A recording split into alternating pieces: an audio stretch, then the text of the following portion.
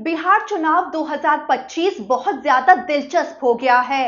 एक तरफ ओवैसी की पार्टी लालू यादव को चिट्ठी लिखकर महागठबंधन में एंट्री मांग रही है, तो दूसरी तरफ अरविंद केजरीवाल ने ऐलान कर दिया कि आम आदमी पार्टी बिहार में अकेले चुनाव लड़ेगी, किसी से गठबंधन में नहीं। मतलब अब मैदान में सिर्फ एनडीए और इंडिया गठबंधन नहीं, तीसरी और चौथी ताकतें भी जोर मार रही हैं। तो सवाल उठना लाजमी है, क्या बिहार चुनाव में इस बार पूरा समीकरण हिलने वाला है?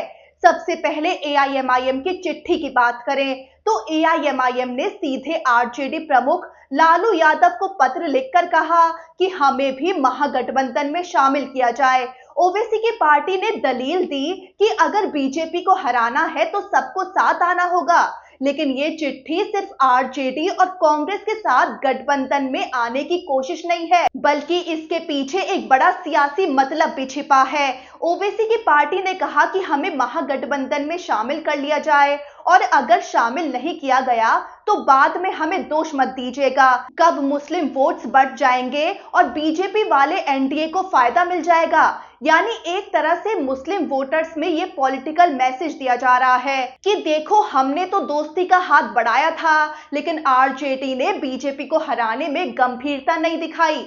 उधर दूसरी तरफ महागठबंधन में सीटों को लेकर बड़ी खींचतान चल रही है। महागठबंधन में अभी 6 पार्टियां हैं और सबकी अपनी अपनी सीटों को लेकर डिमांड्स हैं। ऐसे में एआईएमआईएम को भी महागठबंधन में शामिल करना लालू यादव के लिए बड़ी चुनौती साबित हो रहा है। अगर ओवैसी की पार्टी महागठबंधन में आई तो कौन अपनी सीटें देने को तैयार होगा?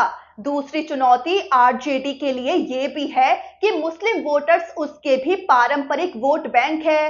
अब अगर ओवैसी से गठबंधन कर लिया तो उसका वोट बैंक छिटक सकता है और आने वाले दिनों में आरजेडी को इसका नुकसान उठाना पड़े तो लालू यादव के लिए बड़ी दुविधा खड़ी होगी, एआईएमआईएम को साथ ले या नहीं। अब बात करते हैं केजरीवाल की रणनीति की। आम आदमी पार्टी अकेले बिहार के चुनावी मैदान में उतर रही है। ऐसे में अरविंद केजरीवाल ने बड़ी बात कही कि अब उनका इंडिया गठबंधन से कोई वास्ता नहीं है, वो गठबंधन सिर्फ लोकसभा चुनाव के लिए था। अब आम आदमी पार्टी बिहार में अकेले चुनाव लड़ेगी। इस ऐलान के बड़े राजनीतिक मायने निकाले जा रहे हैं, क्योंकि आम आदमी पार्टी अब खुद को ना सिर्फ दिल्ली या पंजाब तक बल्कि बिहार जैसे बड़े राज्यों में भी विकल्प के रूप में पेश करना चाहती है। यानी बीजेपी और कांग्रेस दोनों आम आदमी पार्टी के निशाने पर हैं और जनता को नया विकल्प देने की कोशिश की जा रही है। आम आदमी पार्टी बिहार में तेजस्वी यादव को सीधा चैलेंज नहीं कर रही, बल्कि खुद को विकल्प के तौर पर जनता के सामने पेश कर रही है। केजरीवाल ने कांग्रेस को लेकर तो ये दावा कर दिया कि बीजेपी को जिताने की जिम्मेदारी कांग्रेस खुद निभा रही है। उन्होंने कहा कि कांग्रेस बीजेपी की जेब में है। मतलब इंडिया गठबंधन की अंदरूनी फूट अब खुलकर सामने आ रही है।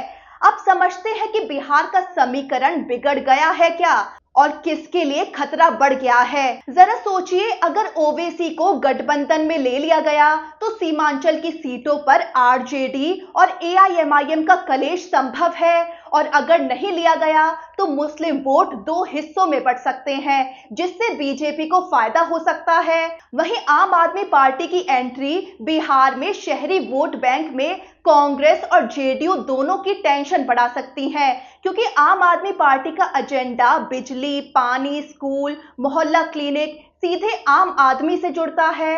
अब इसका फायदा किसे मिलेगा? सीधी बात है, जहां विपक्ष बटा वहां फायदा एनडीए को ही मिलेगा। तो बिहार चुनाव 2025 अब सिर्फ एनडीए वर्सेस इंडिया गठबंधन की लड़ाई नहीं रह गई है। अब एआईएमआईएम और आम आदमी पार्टी जैसे प्लेयर्स भी दंगल में कूद पड़े हैं।